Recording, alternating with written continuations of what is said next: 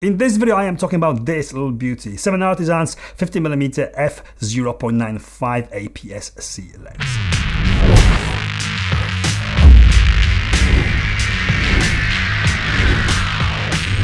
If you are here for the first time, my name is Pav, and here on my channel I talk about all things photography and video. Cameras, lenses like this one, reviews, tutorials and more. If this is something that you are interested in, then please consider subscribing. I have always been a fan of 7Artisans lenses. They certainly have come a long way from super budget friendly and super cheap lenses to actual lenses that are sought after and lenses that deliver that something special in today's world of uniformity. Before I talk more about this lens, I must say huge thanks to 7Artisans for sending me this pre-release copy for this review. However, as always, I was not asked or paid to say anything specific about it, so this is my 100% honest and unbiased opinion about this lens. I have reviewed previously their 50mm f1.05 full frame lens that I am a huge fan of and one that I am using on daily basis. In fact, all the b-roll footage of this lens, of this new lens in this video was filmed with that lens. This new APS-C 50mm version, approx 75mm on a full frame, is boasting truly wide aperture of f0.95. This is on par with mega expensive Leica Speedmaster lens and is available in Sony-E, Nikon Z, Fuji X, Micro Four Thirds and Canon EOSM mounts for less money than Leica would charge for their lens cap. But I'll talk about its price and value for money a little bit later. Let's talk about the performance first.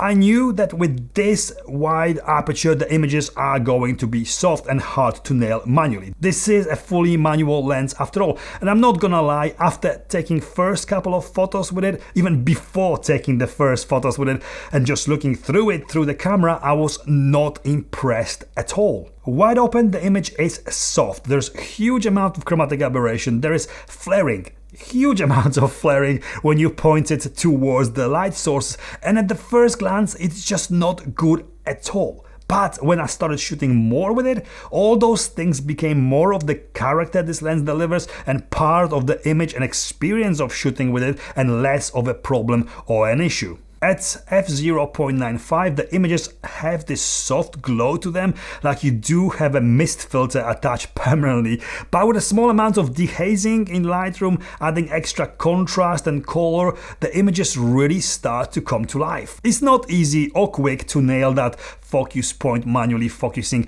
with aperture this wide, but it is totally doable, and the results are certainly more rewarding than shooting with any clinical autofocusing lens. I must talk about the bokeh this lens produces. It is crazy swirly, and if you like me and like swirly bokeh a lot, this is the swirly king of all swirliness. Definitely more swirly than Helios 44-2 Soviet lens, very well known for exactly that. There's just something very vintage-like to it and something that can make your images stand out from the crowd. Closing aperture down makes images sharper, obviously, with every step. Getting down to f4 and f8 transforms this lens to a very different kind of beast. Edge to edge sharp with brilliant colors and contrast, but buying a lens with an ultra wide aperture like this only begs to be shot at the widest aperture or thereabout. Overall, I think it performs really well, a little bit challenging wide open at times, and the images definitely need some extra processing to get the most out of them, but certainly solid all-round performer. For video, it's a great lens for delivering that elusive cinematic look, but you have to bear in mind that this shallow depth of field will put your manual focusing skills to the test. Also, as with photography, wide open at f0.95 the image is softer, there's more chromatic aberration visible, and it is harder to nail that focus point. But this is what this lens is all about. It's fun to shoot with, and the results it produces are pretty unusual for a modern lens. Build quality, as all previous 7Artisans lenses, it is really well built and pretty good looking lens. All metal and glass construction with really nicely etched and painted markers. Really firm to turn and clickless aperture, aperture ring, proper old school mechanical focus ring,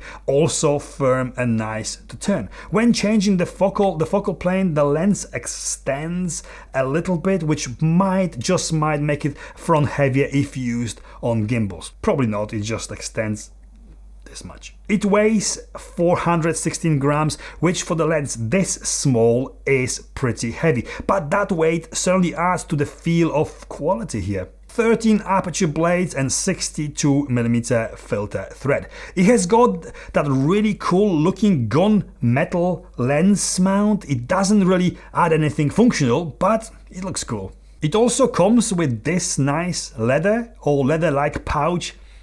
I'm smelling it, I can't really tell if it's leather or real leather or not. It is obviously for storing and transporting, which is a really nice touch. No weather sealing and no electronic contact with the camera, so you don't get any EXIF data recorded with your photos. Overall, the build quality is better than with the most of more expensive lenses than this. Solid, vintage-like, new feel to it. Value for money? Considering its spec, this lens really should be more expensive. It retails for approx $336, which is just insane for f0.95 lens. It's got issues, especially wide open, but so does like a 50mm f0.95 Speedmaster lens that costs $12,000. I think it is really good value for money for what it actually is. And it is a lens that is fun to shoot with, a lens that is a great creative tool, and one that doesn't cost arm and leg. Conclusion, it's not a lens for everyone for sure, and one that takes a little bit more effort to get the results you want with. You have to master your manual focusing skills, you need to learn to do it quicker when photographing people, and completely stop relying on anything automatic that your camera can do. I do love premium autofocusing, all singing and dancing lenses, but there are times when I want and I need to prove myself and to reward my own ego with nailing that perfect shot and focus point fully manually. Yes, you can get cheaper vintage lenses that can do all this lens can do.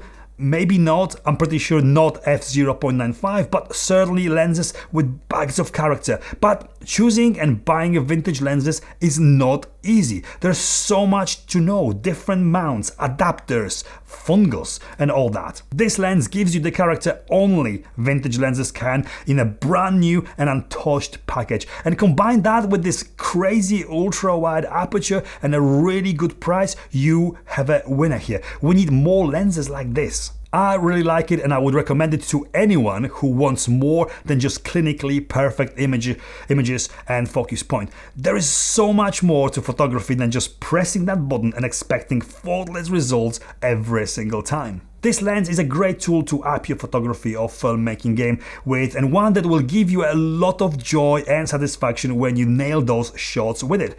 It's another winner from 7Artisans and one that you should check out if you can. And this is it from me. If you like this video, please give me the thumbs up. Consider subscribing if you are not already subscribing. Follow me on Instagram for more photos and videos from all of my reviews, and thank you for watching. See you next time. I'm so hungry. Someone feed me.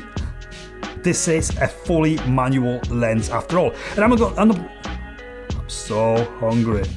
The swirliness. Meme.